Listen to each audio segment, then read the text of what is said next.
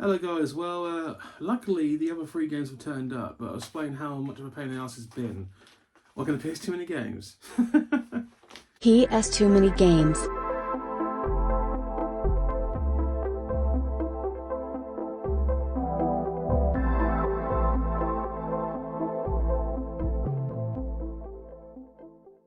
Hello guys, welcome to PS Too Many Games. Another glorious week has been achieved, I do hope, because I haven't opened these yet, and I hope they're actually the right games.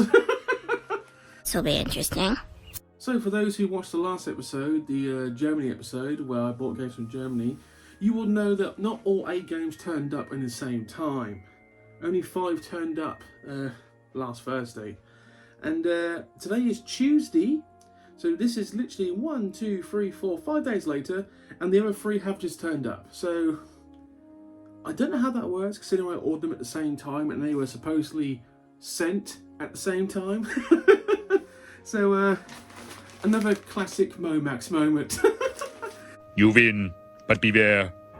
We Germans aren't all smiles and sunshine. For those who didn't watch the first episode, basically 6 months ago I ordered a few games from Germany I needed, they all turned up fine. Did the same thing about a week and a half ago. I ordered them all at the same time, all 8 games. And for some reason only 5 of them turned up last Thursday, 5 days ago. And today, Tuesday the 1st of October, the other 3 turned up. So yeah, I intended to do all 8 in one episode, but due to the way Momax does things, questionably, I've had to split this into 2. But hopefully, when I open these up, they actually give me what they're supposed to be. Because one of them is a game that is a German exclusive, and it's probably one of the most shovelware games I've had to buy. We'll find out that very, very shortly. But anyway, as I said, today's the 1st of October, so in 5 days' time, Sunday, will be the Norwich Gaming Market / Festival. I don't know what they call it. But anyway, that's going to be at the Forum in Norwich. I will be there. Hopefully I'll find games I really need. If not, I'm going to hit up Last Level Games and get a certain game that they probably still have in stock, which they've had for a significant amount of time. So whatever happens, hopefully I'll be getting a big hitter on Sunday. And then a week from that Sunday will be the Nottingham Gamer Market, which me and Dan will be attending. So busy times for PS Too Many Games. Busy times. Also, I'd like to thank fellow YouTuber and friend Katie, Bricks and Gaming. She's helped me with some thumbnails since Dave's got to take some time away. The one thing I can't seem to achieve is thumbnails, which you think would be really stupid because thumbnails apparently are quite easy. No, I'm shit at them. So the thumbnails for the foreseeable future will be done by Katie, Bricks and Gaming. Give Katie's channel a look. They basically collect Xbox 360 games and Lego. What a cross diversions that is. Anyway, please give them a look. They've been very helpful to the channel. Thank you once again, Katie. Before we get into the main event of this episode, a bit of a side angle. I got a message through Discord and someone genuinely asked me the question, is CX a good thing or a bad thing for modern day gamers? And that's a very in-depth question. As you all know, since the start of February last year, so we're about 18 months, 19 months of the channel, CX has probably been the main helper for finding like quality of games. Not quality, quantity. We'll get in a second. So without CEX, this channel would not only not exist, but my goal of finding all PS2 PAL games would be impossible. I mean, it is still very close to being impossible, but it would be literally just straight up impossible. Plus, to be honest, CEX is the most popular stuff I do is CEX. That in gaming markets. Gaming markets always will be popular. But in the last 2 or 3 months, on a personal level, because I'm going to so many different CXs, I'm not so much getting bored of CEX, but I'm getting to that point now where I'm not finding half what I used to at CEX, for the obvious reason that I've obviously found more games. So, as stated before, has CX been a good thing for me personally? Yes. I do not like their rarities edition for the last 6 months, because I think they just use that as an excuse to increase the price of certain games overnight. And there's certain games now that I'm a bit annoyed with the price. For instance, the children's film Caroline, the children's film. I'll splice in what I mean. That game last year you would have paid about £40 for. Now you're paying double. You're paying £80 for that, and that's probably because we're getting near the Halloween time, And all Halloween-based games at CX always suspiciously go up in price around this area. Shocking, I know. But I do regret not buying that game last year because I had a chance and I passed on it. There are certain games which have doubled in price since I started this channel. And I don't know the reasons why. Most of them horror games. The horror genre will always be the most expensive genre in any old school disc-based consoles.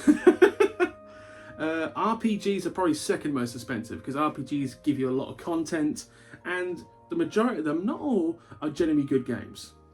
There are some bad RPGs. I'll go into the list one day with all the RPGs. I'll make a list one day of RPGs for the PS2. We'll see how it happens. But so for a balance, CX has been a good thing, but there are negatives to this day, and the negatives probably have gotten more prominent the deeper we've gone into this channel. But they've been very helpful, and the roulettes that I will do more often now will be more helpful because I'm now getting to the nitty-gritty games. I mean, I've still got, by the mathematics, about 600 to 800 games to find, but we're now 2/3 in. We own, supposedly, because someone else gave me another number, we own over 2/3 of all PS2 games made for European power region. And by European, I mean Europe, India, and Australia. When I start importing from Australia, that's when the fun really begins. Because I don't know how long it takes to get a mail from Australia, but I'm assuming it's going to take weeks. But anyway, that's just a little tidbit of the answer I'm going to... That's my answer to that question. It's going to get a bit... Well, it is already getting hard. But I do like a challenge. So gaming markets will always be the priority now. Also buying from my fellow YouTuber now, Gamer Rarities, Dan the Dude. He has sold and found me so many rare games that are not in stock at CEX. It's been a massive help to the channel. And... but special editions also I'm going to be looking for. I mean, as I said in that episode last week, the top 10 not top 10, just 10 games I'm looking for. Dragon Ball Z Budokai 3 Special Edition is one I'm basically looking for strongly now. I really am looking for that with vim and vigour. Breaking out all the words in PS2 mini games this week. Our lives shall be filled with vim, vigour. Seeing Dan now do the odd YouTube stream of modern day games makes me want to start thinking about doing streaming myself. But just like Dan, I'm not going to be able to guarantee certain days I can do it because my work is literally shifts when they come. We get schedules, but it's never the same shift two weeks in a row. You don't understand. So basically, we get a month's worth in advance, but it's never going to be set days set in stone. I'm not going to get that lucky. So if I do get into streaming and I do get the old technology that I need, it's going to be as of when and as if. And I've got to decide which PS2 game I'm going to do. But I do want to get into that because, yeah, streaming for 2 hours does sound fun. And to be honest, I'm part of some Discords where I play a lot of I go a bit of Steam games with my friends online. For instance, Town of Salem 2, which is basically an intelligence deductive game. I play that a lot. And I'm sorry to say, well, I'm not sorry to say I enjoy it. I'm playing a lot of card game simulator, shop simulator. I'm so sorry. I do play PS2 all the time, but having a gaming laptop has been helpful, especially when you get Steam versions of the PS2 games you have. So yeah, but PS2 will always be number one for gaming at the moment. Yeah. Anyway, we've come to the half point of the show, so we're now going to go to the ad break segment. I wonder what I'm going to pick this week. I'll see you on the other side, guys. Enjoy.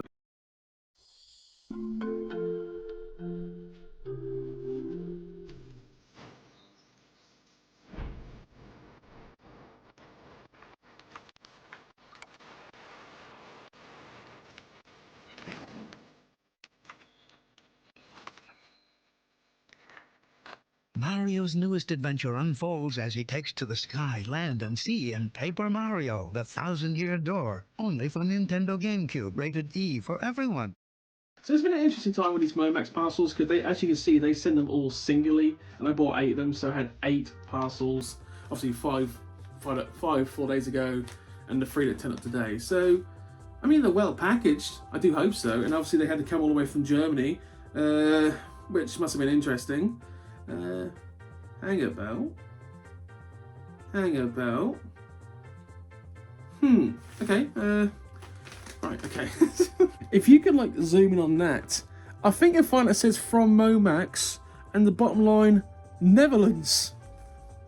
So this so-called German company sends their crap from Holland. What? What? Okay. I swear Momax is a German company. I mean, all these games are from Germany. Autobahn Racer, which I ain't got to get, by the way. Okay, do you know, so this German company is actually based out of Holland.